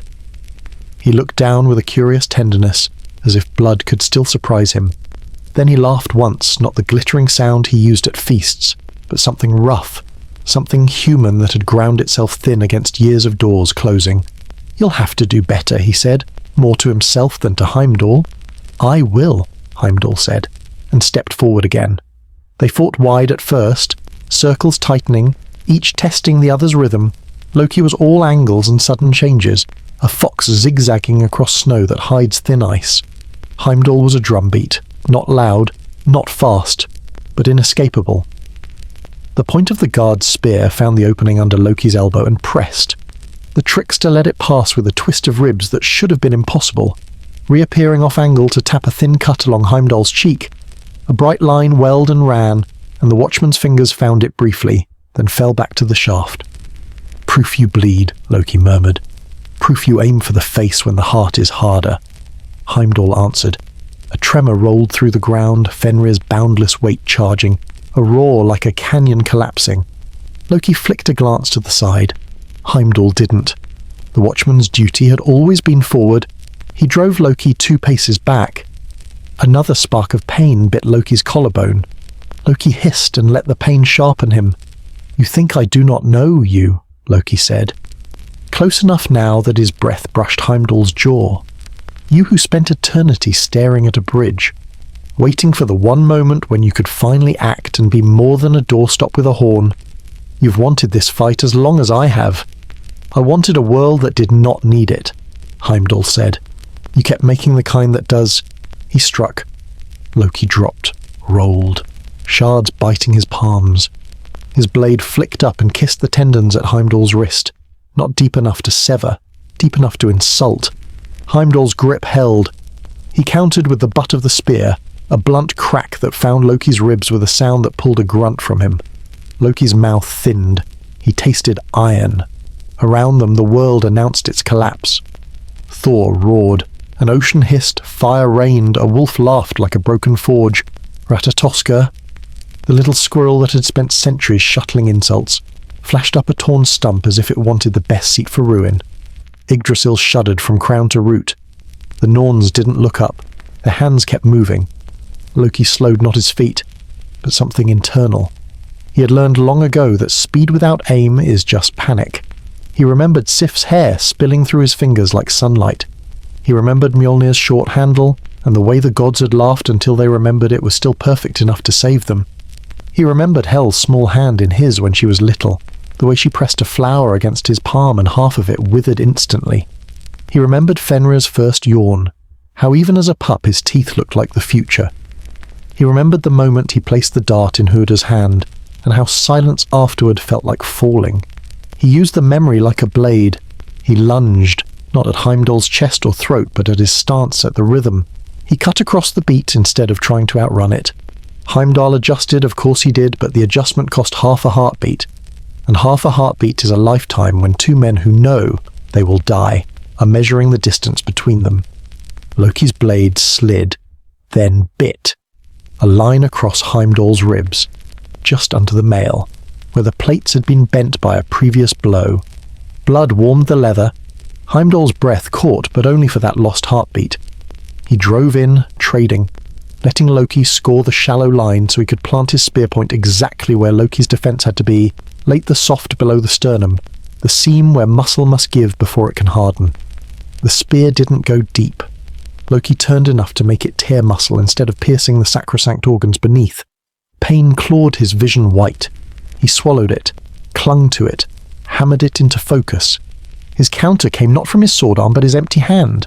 A lash across Heimdall's eyes, not a strike, a smear, ashen salt he'd palmed from the ground. Heimdall's left eye blinked against the grit. The right held, of course it did. They separated, both breathing hard.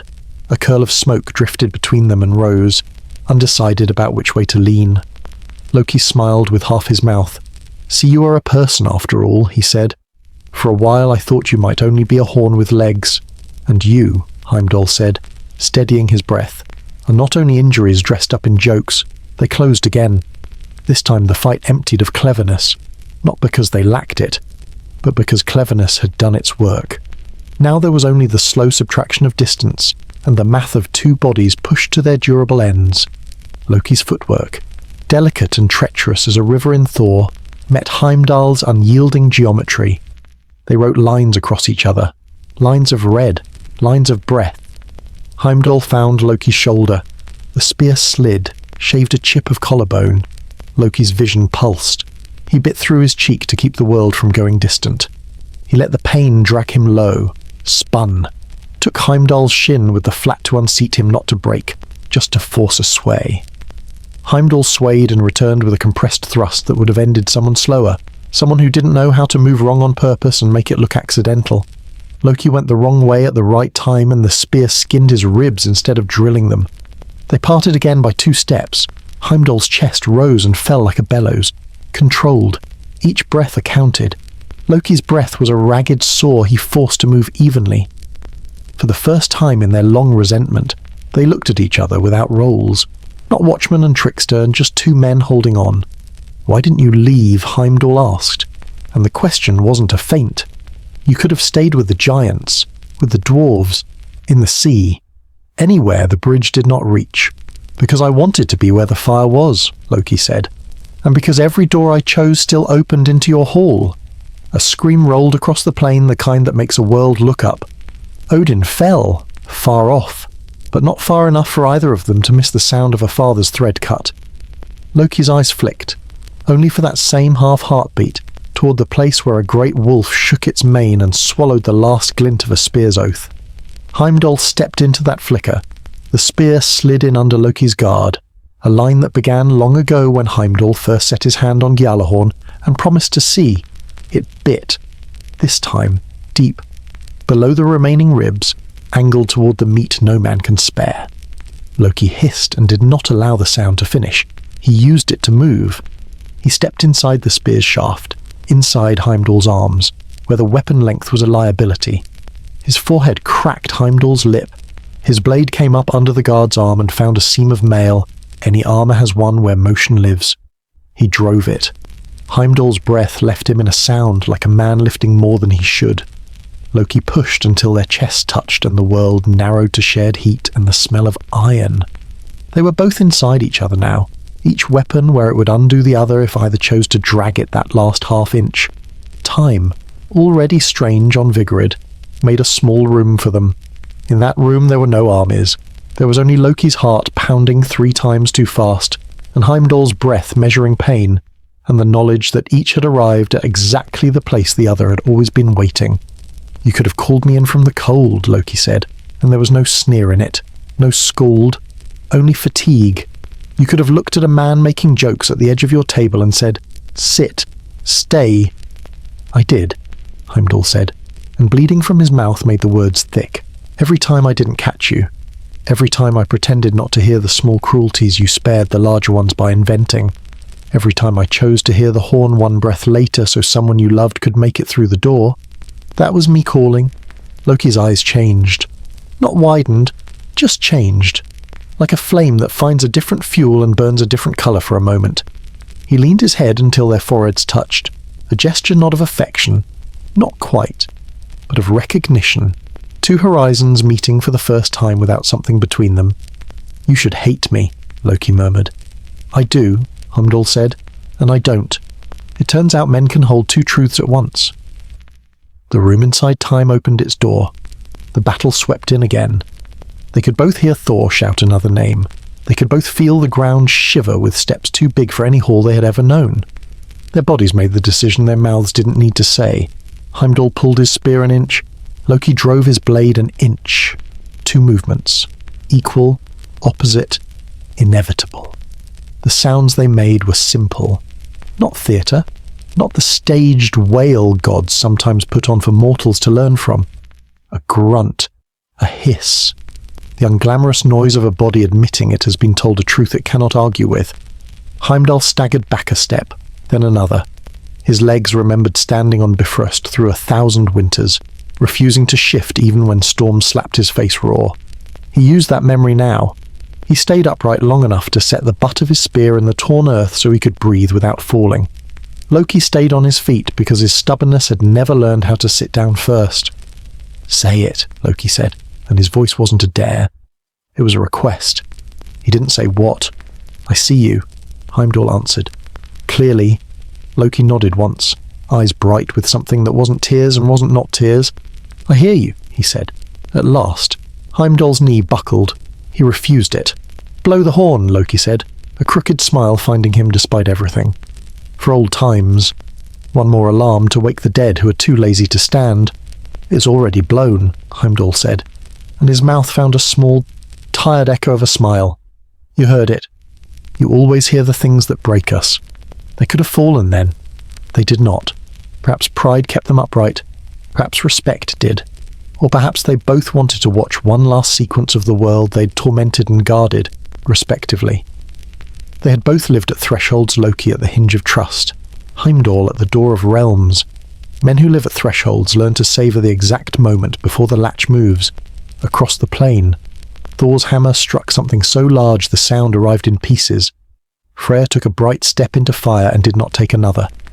Tyr found the bite of a hound's mouth and answered with a mouthful of his own. The sky bled red where it had been white. The sea stood up where it had lain down all its life. Heimdall's spear slipped from his hand, not because he released it, but because his fingers no longer knew how to keep. Loki's blade dropped, point first, and stuck in the ground between his boots, quivering like a tuning fork. They looked at each other, unarmed, unnecessary. The weapons had already delivered their messages. Does it comfort you, Loki said slowly, speaking like a man walking on stones across a river he used to leap, to know I didn't kill Balder with my own hand? No, Heimdall said, honest as always. But it comforts me that you still ask. Something in Loki eased. Not forgiven. Eased. He took one breath as if testing whether the air might be safe after all, and laughed.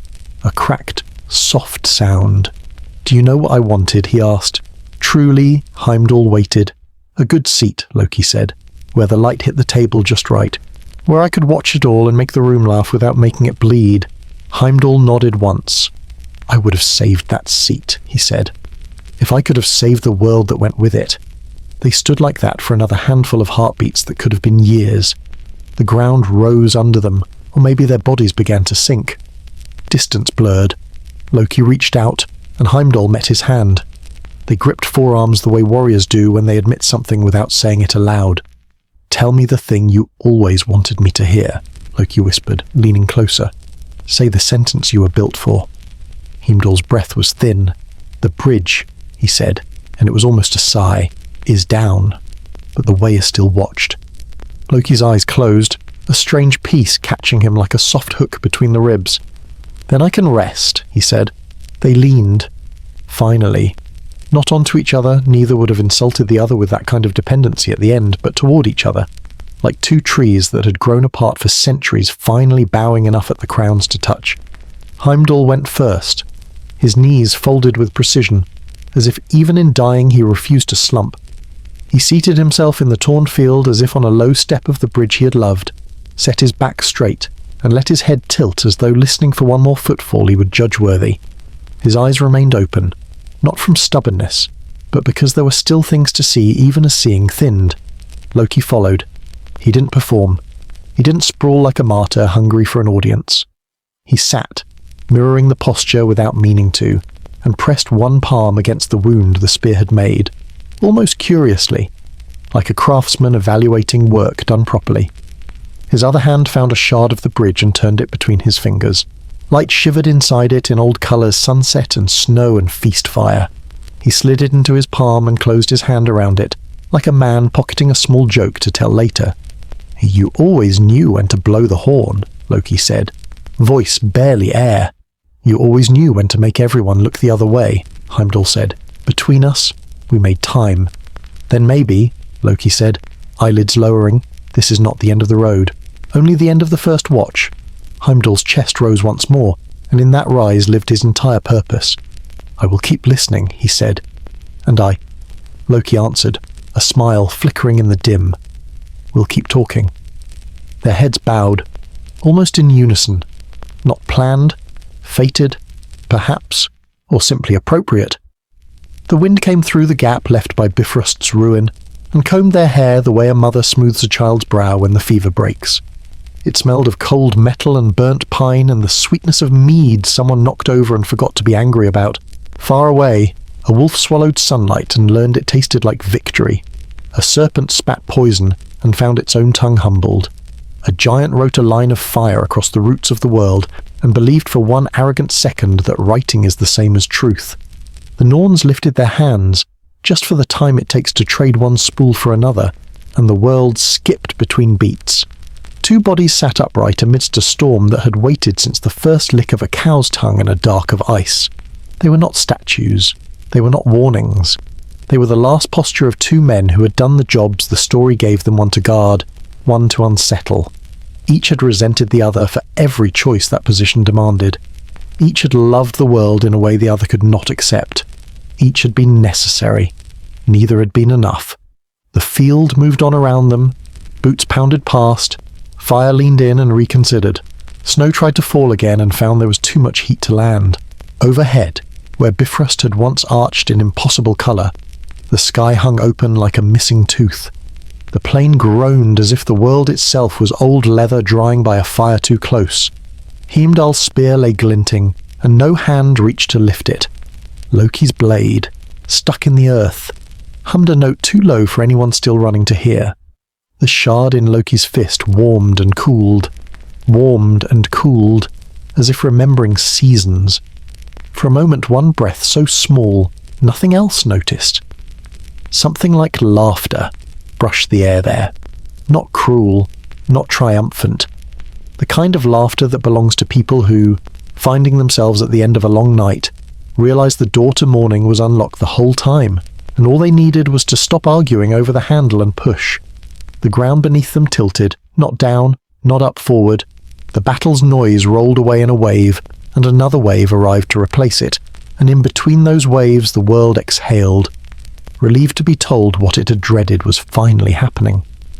In that exhale, two watchers, one of doors, one of angles, slipped into the quiet the way a hand slides into a familiar pocket. Prophecy, satisfied, did not celebrate. It simply crossed out two names and turned the page. The plane did not pause to mourn them.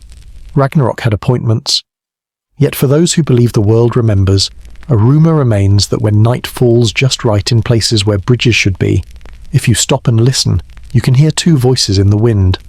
One asks a question with a smile he can't quite help. The other answers with patience he never learned how to lose, and between them, for the length of a heartbeat, the ruin looks exactly like a doorway. Surtur did not arrive like a king. He arrived like an answer. The horizon became a blade, and every colour the sky had ever worn collapsed into one burning stripe. He stepped through it with his sword held as if he were lifting the lid off a forgotten furnace. Heat moved ahead of him, tasting of iron and sap. It reached men before his shadow and gods before his voice. Vigrid felt smaller as he came on. The plane that had seemed endless tightened, like the world was shrinking back from its own temperature. Fire found shield rims and licked them like a starving dog trying to be polite. Ash spun in tight spirals, searching for a place to land. Even the wind, welcome everywhere, hesitated at Surtur's border and corrected its manners. He did not hurry. Giants rushed, monsters lunged, men charged for reasons they could shout. Surtur walked. Each step read the ground the way a smith reads a billet where to strike. How much heat it will take, what shape the metal wants despite the hammer. He applied that knowledge to the world. Rock softened. Frost hissed into fog. The serpent's breath turned to steam. The light off his sword was not campfire red. It was a white that thinned shadows to paper. Freya met him, bright-faced and unarmed, and for a heartbeat the field remembered summer. They moved in arcs closer than distance should allow a god who had fed harvests and a giant whose blade would eat them. Freya fought not like a man who thinks he will win, but like one who knows losing still has a right way to look. Surtur wasn't cruel about it. He granted the courtesy of precision. His sword drew a single line. Where the line passed, everything finished burning. Freya folded like a stalk cut honest, and the heat glassed the dirt beneath him. Surtur did not glance back. Appointments are their own morality. Yggdrasil groaned not the creak of an old house, but the deep sound a living thing makes trying to hold its weight while fever runs through it. The tree had endured axes and boredom, insults shuttled up by a squirrel and a dragon's patient chewing at the roots. It had not prepared for Surt. At the well where the Norns worked, steam rose in curtains. Urd's clay-slick hand slid across bark that had no more thirst. Verdandhi's thread skipped as if time had tripped on its hem. Skuld raised the shears and paused long enough to count a breath, then went on. Their work was never to save the tree, only to keep it honest. Surtur angled toward the roots. He didn't hack. He lowered the blade until its fire made a bright plane across the ground, meeting the exposed veins where winter and war had torn the dirt. Sap older than language met heat older than weather. It boiled with a sweetness that made soldiers choke like children. Smoke took on the smell of rites and kitchens, pine floors, pitch-sealed boats, everything people set alight when they meant celebration or goodbye. In Midgard, no one saw a giant. They saw houses take a breath and exhale cinders. They heard a sound like distance giving up. Fire leapt roof to roof as if the town had bred it, yet some places refused to catch. A widow's hut by a frozen creek stayed dark because she sat inside humming the tune her brother used to calm horses. The flame listened and moved on. A field ringed with stones turned red at the edges and then quieted, the way some bodies refuse poison for reasons no book can explain. Two brothers who had sworn murder the night before passed a baby between them on the lee side of a barn. The barn singed, the baby slept, and both men forgot their promise for the length of a breath and then another. In Asgard, banners curled and blackened, woven histories whispered as their threads snapped. Warriors who had honed blades for centuries found edges softening and hilts too hot to love. Frigg stood small against a horizon cracking like glazed pottery on a stove. She did not weep. The air would have stolen tears before they fell. Courage made no wind and raised no shield, but it is written in the smoke. Jotunheim greeted the blaze with grim smiles. Frost ran like old varnish, revealing black rock that hadn't felt warm since Ymir first gasped. Some giants raised their arms as if greeting a guest late to a funeral. Others turned away, because victory after 1,000,000 years of grievance has a strange taste no one rehearses. Down where Hel sat, the heat arrived in sighs. The dead do not sweat, but the walls did, and she wiped them with the back of her hand. Balder stood beside her, calm as a well, cooling a radius even Surtur respected. Nanna's fingers slipped into his, and for a moment the hall felt like a porch late in summer, the kind where you drink water with both hands and do not make plans. The sword's light exposed every lie we tell about warmth. Hearthfire is safety, we say. Torchlight is welcome. Even gods believed glow meant home. This light revealed the underside of home the dry rafters caretakers promised to fix.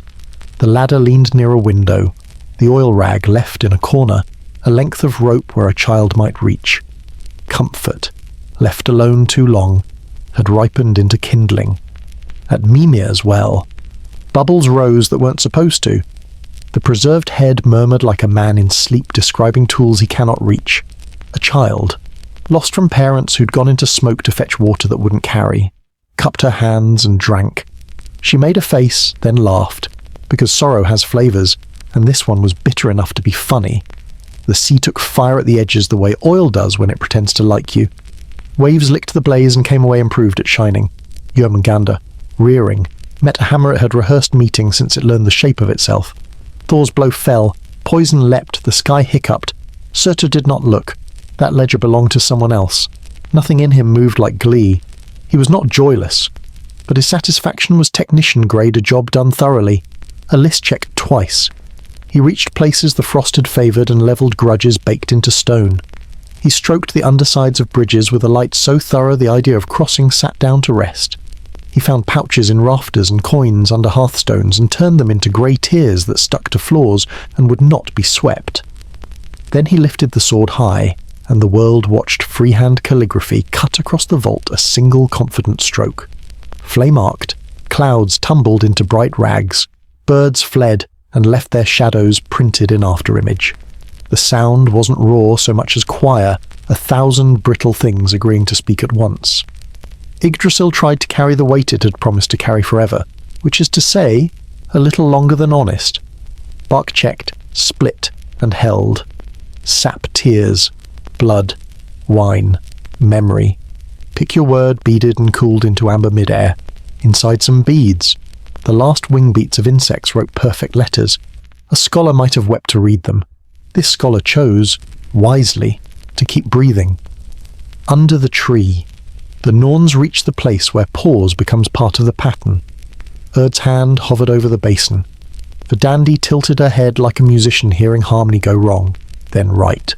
Skuld lifted the shears and, this time, didn't hesitate. She cut a thread that felt like a highway. The cut made no sound anyone could hear, but everyone felt a syllable leave the sentence. Mortals thought of the word always and could not remember what it meant.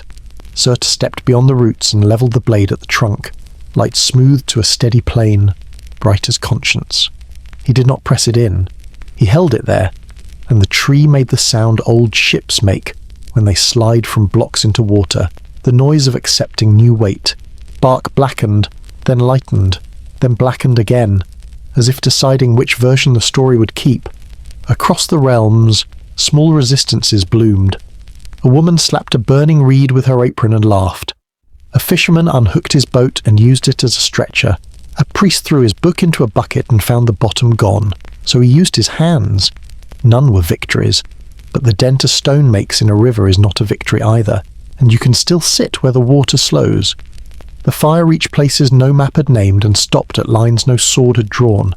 It wasn't random, it was aesthetic. Surt seemed to reveal shapes the world had hidden under paint, a coastline meant to be coast at last. A hinge where two valleys could love each other without a mountain pretending to be necessary. Gratitude did not make the guest list. Grief and awe signed in together.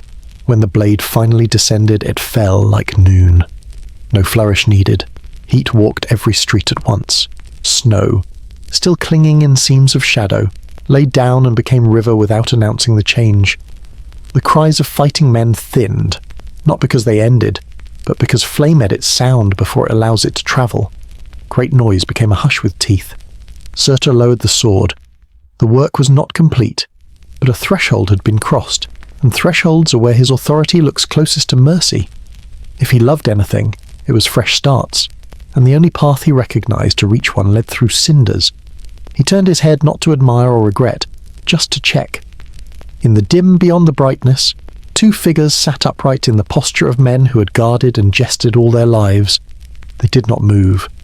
Surtur inclined his chin, one professional acknowledging others. Around him, the world cooled in the instant after pain, and before the next pain chooses a costume. Smoke rose in columns that leaned until they agreed on a direction and became weather. Sparks drifted up, less like promises than seeds with no intention beyond landing. At the foot of the tree, a patch of ground remained unburned, not immune reserved. The light had skirted it the way a careful hand skirts a fevered brow. In that patch, two shoots no taller than a wrist trembled while the heat rimmed them in gold. They did not know they were special. They knew only the grammar of green up, and then up again. Surtur watched them for the time it takes a craftsman to put away his tools properly. Then he lifted the sword once more and wrote the closing line of the page he'd been hired to write. The light hung an instant longer than it should have, as if practicing memory. And the world, which had been holding its breath since the first winter, finally exhaled ash that tasted like a beginning wearing yesterday's clothes. After Surtur's sword finished its arc, the battlefield was not a field anymore. Vigrid had dissolved into glassy plains where flame still hissed in pockets, and ash clung in layers like a second skin over the world. For a moment, there was no movement, no roar of wolf or serpent, no clash of hammer and scale. The sound that remained was stranger to the crackle of what had already burned and the hiss of what refused to stop. Then came the water. It did not pour like rain or march like a river. It arrived as if the earth had been holding its lungs too long and finally let go. Seas surged inland, tearing loose whatever still stood upright. Blackened trees leaned once, then floated sideways. Weapons, still hot, sizzled as they sank.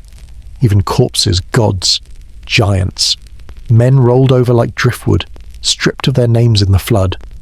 Jormungandr's coils loosened at last, snapping outward with such force that waves spiked higher than mountains. Venom that had filled the sky now mingled with salt, turning oceans sour. Thor's hammer had already silenced the serpent, but its death throes continued, shaking water and land alike. The Thunderer himself staggered a dozen steps before his knees buckled. He spat poisoned froth and fell beside the beast, their bodies lying like two monuments no one would carve. The flood took them both. Fenrir, jaws red with God's blood, leapt across broken ground trying to escape the tide. His paws found nothing stable. He snapped once at the waves as if they, too, were prey. Then the water swallowed him whole. For an instant the foam showed teeth. Then it showed nothing. Surtur still stood, but the ocean climbed his knees, then his waist. Fire hissed, dimmed, fought to live. His sword glowed faint, then sputtered as the tide wrapped him like a shroud. The giant did not thrash. He lifted the blade once more, the gesture stiff but defiant, before the sea smothered even that light. Above, Asgard's halls caved in. Roofs slid from walls, columns cracked and leaned like teeth loosening in a jaw. The Rainbow Bridge had already shattered. Now even its fragments dissolved into foam.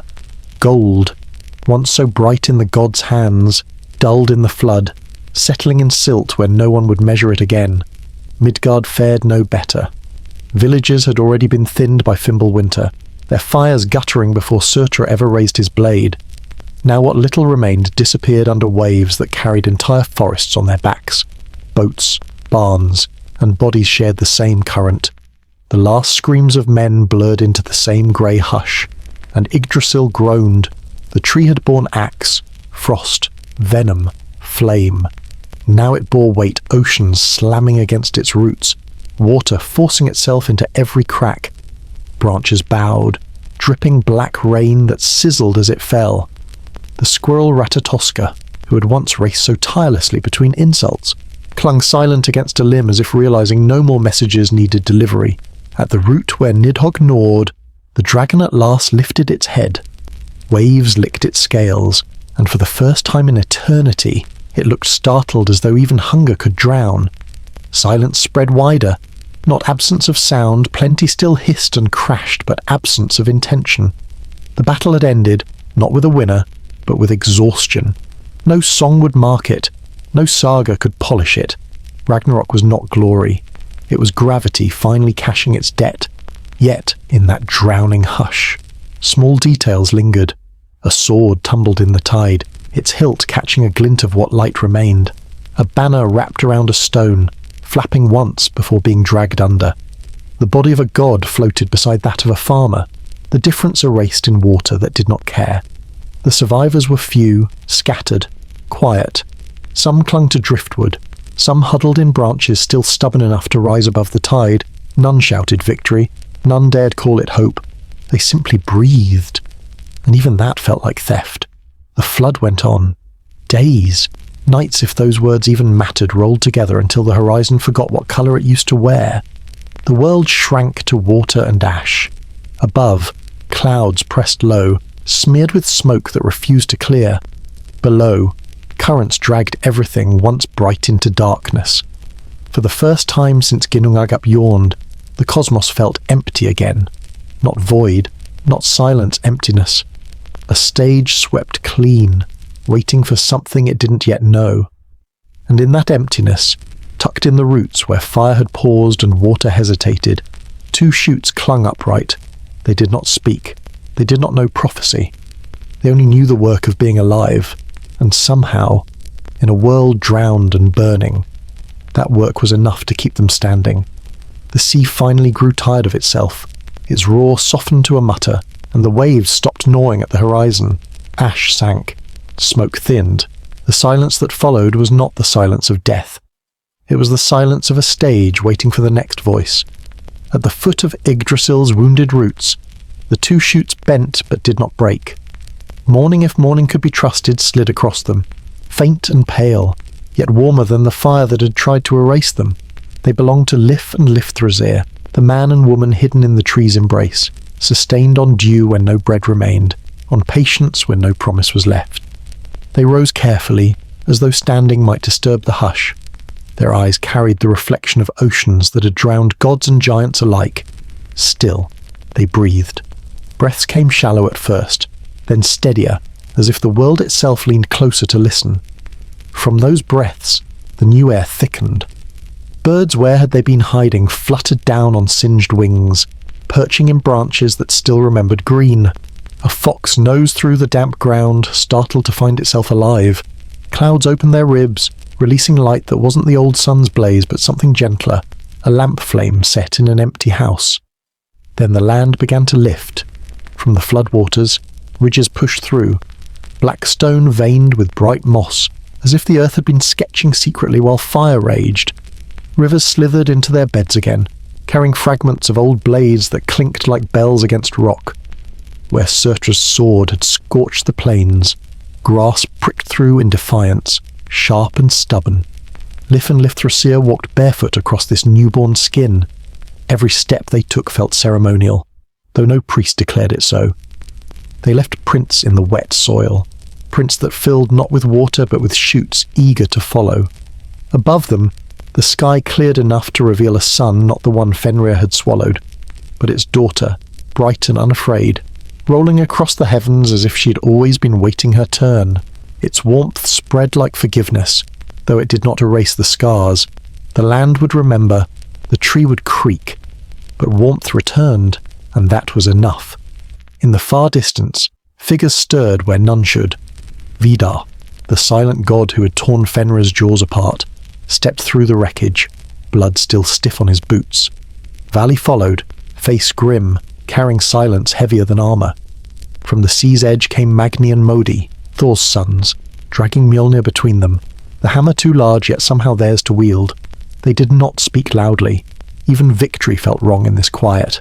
But they were alive, and that fact alone was an anchor. Together with Lif and Lifthrasir, they stood on soil still trembling from memory. Around them, the 9 realms no longer hung separate but folded closer, as though the destruction had sewn them into one. Asgard's halls were gone, Midgard's villages erased, Jotunheim cracked, Muspelheim dimmed, but their remnants pressed into a single horizon, a single beginning. Yggdrasil leaned, scarred but upright, dripping sap like amber tears. The Norns had vanished into silence, their loom empty. Perhaps their work was finished, or perhaps they waited, unseen, for the next threads to be spun. Lif lifted her hand toward the pale sky. Palm open, not in prayer but in recognition. Lifthrasir took it, and their joined hands made a line across which the future would walk. They were not gods, they were not giants, they were only people, fragile, mortal, ordinary, and for that reason, necessary. The survivors watched them. They did not kneel, they did not crown, they simply breathed with them, together, filling the silence with something the old world had forgotten: the sound of persistence without arrogance. From ash, a world had risen. From salt, life had stepped forward. Ragnarok had burned everything down, but even endings cannot resist the stubborn work of beginnings. And so, with no feast, no trumpet, no proclamation, the world began again, not perfect, not eternal, but alive.